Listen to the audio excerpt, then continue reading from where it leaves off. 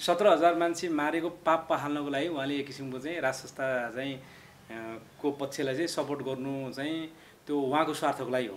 प्रचण्डले राजाको पक्षमा चाहिँ बोली, केपी ओलीले बोली अथवा चाहिँ देउबाले बोली, अब यिनले त राजा ल्याउने भयो भनेर मख पर्ने अवस्था छैन, किनकि जनताको निर्णय आउनु पऱ्यो भन्ने कुरा हो। हाम्रो राज संस्था र हिन्दू राष्ट्र चाहियो भन्ने कार्यक्रम हुनु पऱ्यो। त्यो जसले गरे पनि हामी साथ सहयोग गर्न तयार छौँ। कर लिने बेला चाहिँ लकडाउन खुकुलो गर्ने, फेरि चाहिँ लकडाउन लगाउने, यो कुरा जनताले बुझिसकेको छ भने चाहिँ प्रधानमन्त्री स्वयंले संविधान मान्नु भएको छैन भन्ने कुरा बुझ्नु पऱ्यो। उहाँले पनि अब चाहिँ घोषित रूपमै उहाँले जनताको नाममा सम्बोधन गरेर श्री 5 ज्ञानेन्द्र सरकारको राज्य अभिषेकको घोषणा गर्नुपर्छ। दर्शकबिन्दहरू, यति बेला हामीसँग कुराकानीको लागि साई युवा शक्ति नेपालका अध्यक्ष पशुपति खड्काजी हुनुहुन्छ।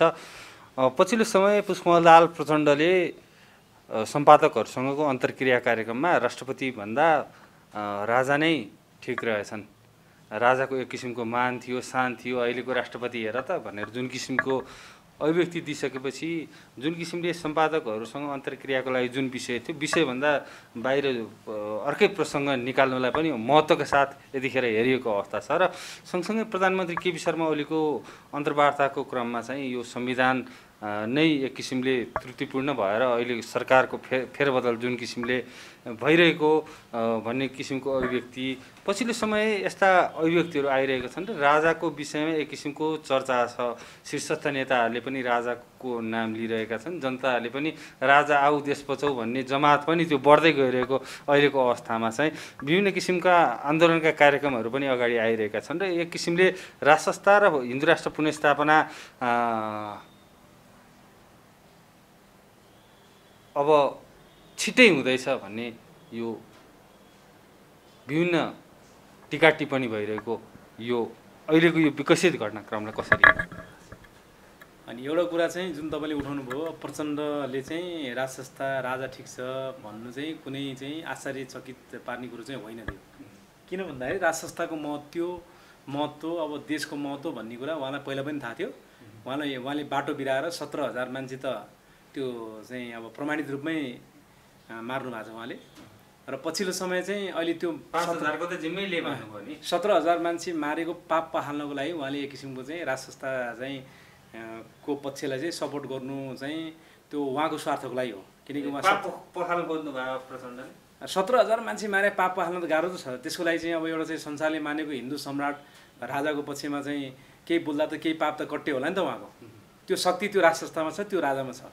जुन कुरा चाहिँ अब जनताले धेरै बुझेका छन्, यिनले बुझेर पनि बुझ बजाएर चाहिँ एउटा चाहिँ विदेशीको दलाल भएका थिए र पछिल्लो समय चाहिँ कहीँबाट टिक्न नसकेपछि आखिर चाहिँ हिजो चाहिँ बिपी कोइरालाले इन्डियाबाट चाहिँ भगाइसकेपछि राजा घाँटी चाहिँ तल मेरो घाँटी माथि भने इतिहास साक्षी नै छ। अब यिनले जे गरे पनि स्वीकार्न पनि जनताले, आखिर जनताले निर्णय कहिले गर्ने भन्ने कुरा महत्त्वपूर्ण विषय रहन्छ। जस्तै अहिले हामीले के भनिरहेको छौँ भने जनताले नै राज संस्था कसरी फर्काउने त? प्रचण्डले राजाको पक्षमा चाहिँ बोली, केपी ओलीले बोली अथवा चाहिँ देउबाले बोली, अब यिनले त राजा ल्याउने भयो भनेर मख पर्ने अवस्था छैन, किनकि जनताको निर्णय आउनु पऱ्यो भन्ने कुरा हो हाम्रो। किनकि अब फर्किने राज संस्था जनताले निर्णय गर्नु पऱ्यो, त्यसको लागि जनता नै सडकमा आउनु पऱ्यो, जनताले फर्काउनु पऱ्यो भन्ने कुरा हो। त्यो कुरामा जनताको ध्यान आकर्षण जाओस् भन्न चाहन्छु म। र रहेको कुरा चाहिँ ध्यान आकर्षण गराएन पछिल्लो गतिविधि, अनि पछिल्लो गतिविधि त यी आफै विनाश हुने अवस्थामा छन्, यी आफै लडेर चाहिँ चकनाचुर भइसकेको अवस्थामा छन्। किनकि अब चाहिँ प्रधानमन्त्री केपी ओलीजीले चाहिँ जुन हिजो दिएको इन्टरभ्यूमा भन्नुभयो, उहाँले संविधान बनाउन उहाँ पनि हुनुहुन्थ्यो, सबैजना थिए, तर जुन किसिमको संविधान बनायो त्यो संविधानै त्रुटिपूर्ण छ, त्यो संविधानमै चाहिँ सरकार चाहिँ बदल्ने चाहिँ ढाल्ने व्यवस्था छ होइन भनेपछि प्रधानमन्त्री स्वयंले संविधान मान्नु भएको छैन भन्ने कुरा बुझ्नु पऱ्यो। उहाँले संविधान मान्नु भएको छैन, उहाँले चाहिँ विषम परिस्थितिमा एउटा चाहिँ बाध्यात्मक अवस्थामा उहाँले गणतन्त्र स्वीकार गरेर आफू प्रधानमन्त्री भएर चाहिँ अब यो गणतन्त्र सकेसम्म चाहिँ गणतन्त्रवादीहरूलाई मिलाउँ भन्ने चाहिँ सोचमा उहाँ जानुभयो होला। तर उहाँले पनि कतिपय पापहरू उहाँले पनि गर्नुभयो होला। उहाँले पनि अब चाहिँ घोषित रूपमै उहाँले जनताको नाममा सम्बोधन गरेर श्री 5 ज्ञानेन्द्र सरकारको राज्य अभिषेकको घोषणा गर्नुपर्छ। त्यो ऐतिहासिक चाहिँ पलको इन्तजारमा जनताहरू छन्। किनकि सधैँभरि चाहिँ अब मैले पटक पटक भन्ने गरिरहेको छु, यता माधव कुमार नेपाल फकाउने कि प्रचण्ड फकाउने कि अथवा यता चाहिँ देउबा फकाउने कि मधेसी फकाउने कि यता प्रधान न्यायाधीश फकाउने कि यस्ता कुराहरूमा नअल्झिन म प्रधानमन्त्री ओलीलाई छुट छ, सजिलो छ। अनि देशको कार्यकारिणी अधिकार भएको प्रधानमन्त्रीले जनताले चाहेको कुरा निर्णय गर्न छुट छ त? उहाँले जनताले नचाहेको कुरा त निर्णय गर्नुभयो भने जनताले यत्र चाहिँ करोडौँ जनताले राष्ट्र चाहियो, हिन्दू राष्ट्र हुनु पऱ्यो भनेर चाहिँ भनिरहेछन्। यो कुरामा जनता प्रधानमन्त्रीले निर्णय गर्दा यो ऐतिहासिक हुँदैन? अवश्य पनि हुन्छ नि। जस्तै तपाईँले चाहिँ कुनै एउटा पार्टीको स्वार्थको लागि, व्यक्तिगत स्वार्थको लागि उहाँले निर्णय गरिरहनु भएको छ, संविधान संशोधन गरिरहनु भएको छ, विभिन्न अध्यादेश ल्याउनु भएको छ भने चाहिँ अर्को किसिमको अध्यादेश ल्याउने, संविधान खारेज गरिदिने, राजालाई चाहिँ पुनर्स्थापना गर्ने। तर यो चाहिँ बिना रक्तपात, बिना सङ्घर्ष, शान्तिपूर्ण ढङ्गबाट राष्ट्रसत्ता फर्काउने र यो गणतन्त्रको विदाई गर्ने एउटा चाहिँ शान्तिपूर्ण बाटो भनेको यही नै हो। प्रधानमन्त्रीज्यूको हातमा छ। त्यो गर्न म उहाँलाई बारम्बार मैले अनुरोध गरिरहेको छु। गणतन्त्र नेपालको पनि अन्तिम प्रधानमन्त्री बन्ने र हिजो चाहिँ जुन विदेशी दलालहरूको चाहिँ चपेटामा परेर चाहिँ एउटा चाहिँ जनतालाई झुक्याइएर चाहिँ नेपालको चाहिँ राष्ट्रिय एकीकरण गर्ने राष्ट्रसत्ताले जुन पाखा लागेको छ, त्यो राष्ट्रसत्तालाई पुनर्स्थापना गर्ने सुवर्ण मौका पनि हो। यतिखेर प्रधानमन्त्री संविधानमा त्रुटि छ, यो संविधान केही कारण अहिलेको परिस्थिति निम्तिरहेको छ भनिरहेका छन्। प्रचण्ड राजै ठिक भन्न थालिसके। बाबुराम भट्टराई ग्रान्ड डिजाइन भनेर बसिरहेका छन्। शीर्षस्थ अरू विभिन्न नेताहरूले चाहिँ यो संघीयता, गणतन्त्र, धर्मनिरपेक्षता चाहिँ जाने भो भनेर पटक पटक भनिरहेका छन्। साँच्चीकै त्यस्तो हुँदैछ? अब यो व्यवस्था सङ्घीय लोकतान्त्रिक गणतन्त्र ढल्न लागेको अवस्था हो? होइन, सङ्घीय लोकतान्त्रिक गणतान्त्रिक व्यवस्था भन्ने त यो नामैमा चाहिँ एउटा चाहिँ भ्रम छ। किनकि यति लामो व्यवस्था भएको देश कहीँ पनि छैन एउटा कुरा। किनकि चाहिँ प्रजातन्त्र भएको देश छ, लोकतन्त्र भएको देश छ कि गणतन्त्र मात्रै भएको देश छ? सङ्घीय लोकतान्त्रिक गणतन्त्र भने के हो? यो जनता यतिकै रणभुल्लोमा छन् एउटा कुरा। त्यसैले के हो भन्दाखेरि चाहिँ अहिले यो जुन गणतान्त्रिक व्यवस्था घोषणा भयो, यो घोषणा हुने क्रममै चाहिँ लास घोषणा भएको, मरेको लास व्यवस्था र संविधान घोषणा भएको चाहिँ अवस्था हो। अब यसलाई चाहिँ दाह संस्कार कसरी गर्ने भन्ने मात्रै कुरा हो। किनकि यो विदेशीको इसारामा, विदेशीको दलाली गरेर जुन किसिमले यिनीहरूले चाहिँ अहिले विभिन्न चाहिँ अब इसाईकरणबाट चाहिँ पैसा खाएर, अब विभिन्न चाहिँ विदेशका चाहिँ एजेन्ट बनेर पैसा खाएर जुन किसिमले सरकार टिकाउने र चाहिँ आफू शक्तिशाली हुने खेल भइरहेछ, यसको अब अन्त्य जरुरी छ। किनकि यो अन्त्य हुने अवस्थामा हो। त्यसैले अब यसका मतियारहरू, सङ्घीय लोकतन्त्र गणतन्त्रका मतियारहरूको अब जुन किसिमको आफै बिचको सत्ताको चाहिँ लुछाचुरी लडाइँ छ, त्यो जनताले छर्लङ्ग बुझिसकेको अवस्था छ। अब जनताले चाहिँ यिनीहरूलाई प्रतिकार गर्छन् भन्ने कुरा पनि थाहा छ। त्यसैले जनताबाट बच्नको लागि अब जनताले मानेको कुरा मान्दिन पर्यो। त्यसको लागि राष्ट्रसत्ताको विषयमा यिनीहरूले घुमरो तरिकाले बोल्ने, कोहीले राजै ठिक छ भन्ने यो जुन विभिन्न यिनीहरूको आवाजहरू अहिले फुटिरहेछ। यस्ता अभिव्यक्ति र गतिविधि देखेर तपाईँहरू खुसी हुनुहुन्छ यतिखेर? होइन, हामी किन खुसी? होइन, हामी त चाहिँ सबै सिङ्गो नेपाली जनता एक ढिका भएर देश निर्माण गर्नु पर्यो भन्ने पक्षमा छ। त्यसलाई एक ढिका गर्ने राष्ट्रसत्ताले मात्रै हो। जबसम्म जनताको चाहिँ ताकतले राष्ट्रसत्ता नेपालमा फर्किँदैन तबसम्म हामी खुसी हुने अवस्था त छँदै छैन।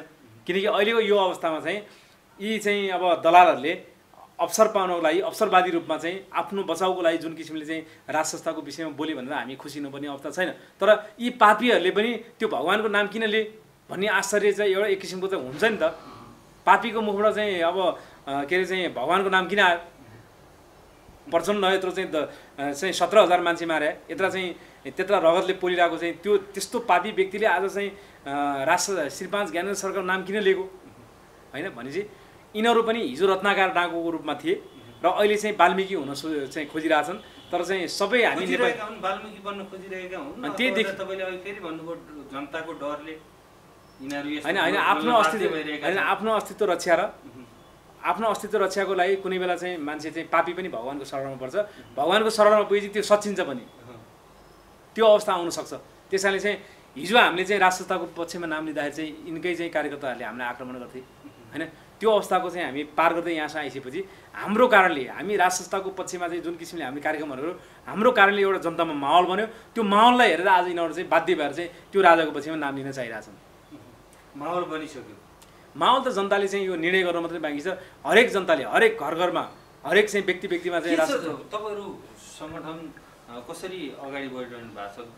जुन किसिमले गतिविधि यो कोरोनाको बिचमा पनि प्रविधिको प्रयोग छ, यतिखेर उपयोग गरिरहनु भएको छ, जनताहरू के भनिरहेका छन्? अनि यतिखेर चाहिँ अनि यस्तो छ, जति पनि जनताहरूसँग हामी जोडिन्छौँ सामाजिक सञ्जालमा, जनताहरूले चाहिँ चाँडोभन्दा चाँडो राष्ट्रसत्ता फर्काउनु पऱ्यो भन्ने जनताको जुन त्यही नै हो कुरा। त्यो पक्षमा चाहिँ अब जनताको चाहिँ साथ सहयोग, जनतालाई हामीले जोड्दै चाहिँ यसलाई चाहिँ एउटा चाहिँ शक्तिको रूपमा सडकमा प्रदर्शन गर्ने हामी तयारीमै छौँ।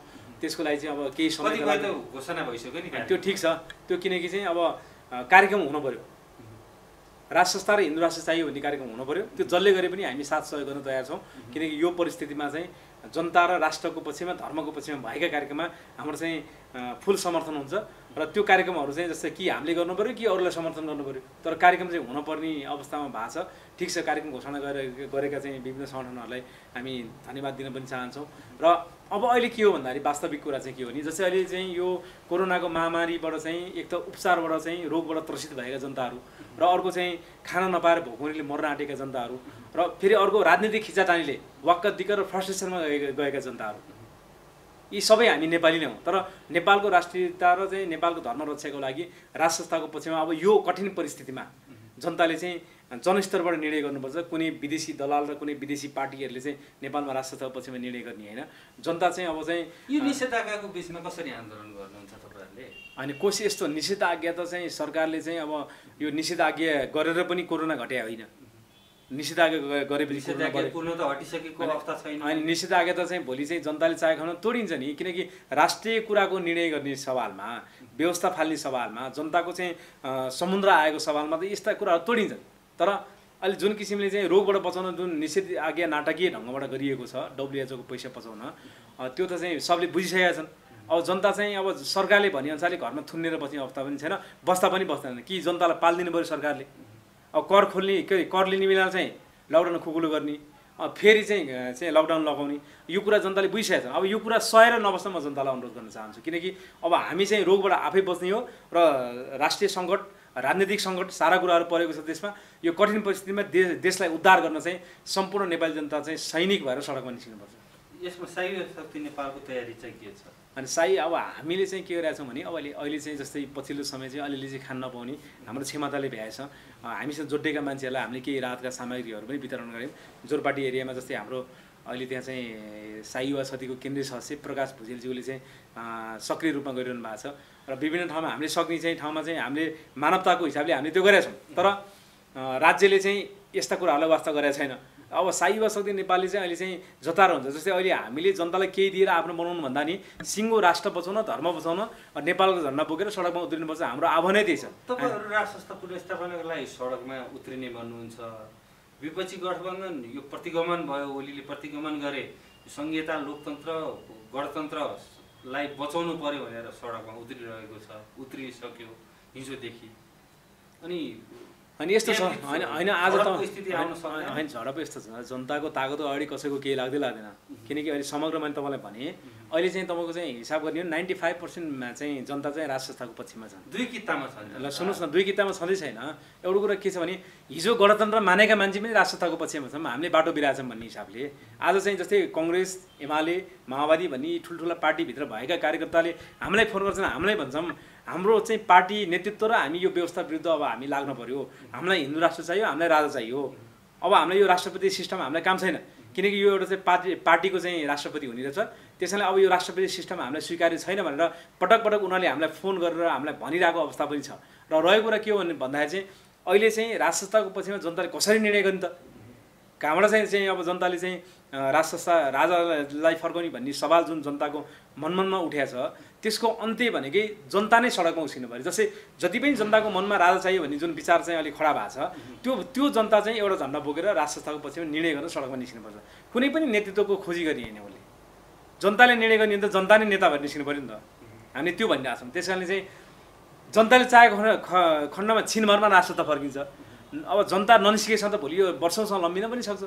तर यो परिस्थितिमा शक्तिको प्रभाव यतिखेर विपक्षी गठबन्धनले जुन वक्तव्य नै जारी गर्यो, त्यो किसिमले बाह्य हस्तक्षेप बढेर राज संस्था पुनर्स्थापना हुने नै हो भने पनि त्यहाँ तलमाथि हुन सक्ने बाह्य शक्तिको चलखेल तर्फको सम्भावना होइन। यस्तो देखियो यहाँ बाह्य शक्तिको चलखेल त अहिले गणतन्त्रका यी मतियारहरूमा छरपष्ट रूपमा देखिया छ। विभिन्न चाहिँ देशका चाहिँ एजेन्टहरूले चाहिँ विभिन्न पार्टीका शीर्ष नेताहरू बोकेको देखिया छ। अब त्यो घोषणा गरेर नभनौँ। त्यसैले के छ भने चाहिँ अब राज संस्थामा चाहिँ विदेशी हस्तक्षेपको प्रभाव पर्दैन, किन राज संस्थाले सिङ्गो नेपाल निर्माण गर्यो, राष्ट्रिय एकताको प्रतीक, र राज संस्थाले कोहीसँग झुक्ने काम पनि गरेको छैन। त्यो इतिहास साक्षी छ। त्यस कारणले राज संस्थाले त विदेशीसँग झुकेर राज संस्था फर्काउँ भनेर भन्ने कुरा त्यो रहँदैन। त्यसैले राज संस्थाले त जनताको निर्णयको पर्खाइ गरे हो नि त। जनताले जहिले बोलाउँछन् त्यहिले आउँछु भनेर श्री 5 ज्ञानेन्द्र सरकारले पटक पटक भने अवस्था पनि छ। त्यसैले अब जनताले यो दुःख कष्ट सहेर बसिरहने हो कि राष्ट्र र धर्मको पक्षमा चाहिँ चाँडोभन्दा चाँडो निर्णय गरेर चाहिँ देशलाई चाहिँ एउटा चाहिँ अग्रगामी ढङ्गले चाहिँ राष्ट्रिय चाहिँ अखण्डता कायम गरेर अगाडि बढाउने हो। नत्र सधैँ राजनीतिक खिचलो यिनीहरूको त अब झै झगडा त्यस्तै हो। भोलि यिनीहरूले बजेट घोषणा गर्छन् या आफै लड्छन्, आखिर खान्न पनि जनतै हो, दुःख पनि जनतै हो। यिनीहरूले त चाहिँ टन्न चाहिँ विदेशीको दलाली गरेर चाहिँ करोडौँ डलर लिएर बसेका छन्। त्यसैले चाहिँ आखिर दुःख पनि जनताले नै हो। तर जनताले चाहिँ दुःख पाएर चाहिँ यी मतियारहरूका यी राक्षसीहरूको झगडा हेरेर बस्नुभन्दा राजसंस्थाको पक्षमा दुई थोपा चाहिँ पसिना बगाएर दुई थोपा परिआखनमा रगत बगाएर भए पनि राजसंस्थाको पक्षमा निर्णय गर्नुपर्छ। हामी त अभियन्ता हौँ, हामीले पटक आह्वान गरेका छौँ। अब फेरि पनि हामी कुनै समय चाहिँ जनताको चाहिँ अलिकति माहौल सहज भइसकेपछि हामी कार्यक्रमको फेरि घोषणा गरिन्छौँ। त्यो बेला जनताले साथ दिन अनुरोध गर्न चाहन्छु। र जति पनि अहिले चाहिँ जुन कार्यक्रमको चाहिँ घोषणा भएको छ राजसंस्था र हिन्दू राष्ट्रको पक्षमा, त्यो कार्यक्रममा पनि चाहिँ बढीभन्दा बढी र जनताको निर्णायक भूमिका रहोस् भन्न चाहन्छु म।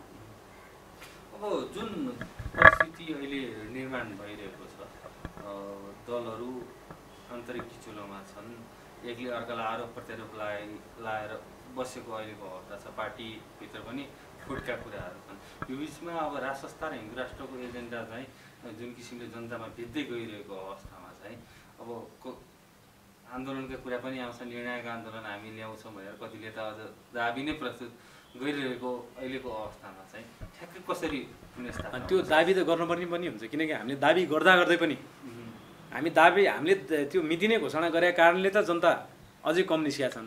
हामीले मिति नै घोषणा नगरी भने त जनता निस्किनु पर्ने अझै डर त्रास जनतामा छ। अनि हामीले मिति नै घोषणा गरिदिएपछि जनतालाई पटक जनताले चाहिँ अब भनौँ न, मैले पटक भनेको छु, जनताले चाहिँ घरमा बहस गरिरहेका छन्, सामाजिक सञ्जालमा लेखेका छन्। सामाजिक सञ्जाल प्रयोग गरेर चाहिँ राजसंस्थाको पक्षमा चाहिँ धेरै चाहिँ अब राजा चाहियो, राजा आउनु पऱ्यो भन्ने लेखेका चाहिँ हामीले पाउँछौँ, त्यो दैनिक रूपमा पाउँछौँ।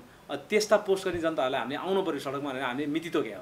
तर मिति त तोक्नै पर्ने हुन्छ, किनकि राजसंस्था त चाहिसकेको छ। जनतामा उकुस मुकुस एक किसिमको चाहिँ यो गणतन्त्रले चाहिँ धेरै सताएको अवस्था पनि छ। त्यसैले अब जनताले चाहिँ जुन जति पनि राजसंस्था चाहियो भनेर कार्यक्रमहरू घोषणा हुन्छ, त्यो कार्यक्रममा चाहिँ सहभागिता जनाइदिनु पऱ्यो। जनताले राष्ट्रिय झन्डा बोकेर आइदिनु पऱ्यो, पार्टी बिर्सिनु पऱ्यो, आफ्नो व्यक्तिगत स्वार्थ बिर्सिनु पऱ्यो, व्यक्तिगत कामलाई छोड्नु पऱ्यो।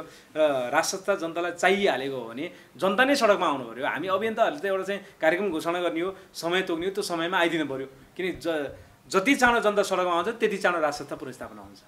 अन्तिममा पनि छौँ, अन्तिममा केही भन्न चाहनुहुन्छ? अन्तिममा सम्पूर्ण नेपाली जनतालाई यो कोरोनाको जुन एउटा चाहिँ आतङ्क छ, महामारी पनि छ भनौँ, यसले केही नेपाली दाजुभाइहरूको हताहत पनि भएको छ। त्यसैले चाहिँ कोरोनाबाट नतर्स्यौँ, कोरोनाबाट आफूले सुरक्षित राखौँ र देशमा जुन एउटा चाहिँ भ्रष्टाचारी र चाहिँ विदेशी दलालहरूको चाहिँ आतङ्क छ, यसबाट मुक्त गरेर चाहिँ राजसंस्था, यो देशको निर्माण गर्ने राजसंस्थालाई चाहिँ चाँडोभन्दा चाँडो पुनर्स्थापना गर्नु, जनता सडकमा आउन म विनम्र अनुरोध गर्न चाहन्छु। धेरै धेरै धन्यवाद। धन्यवाद।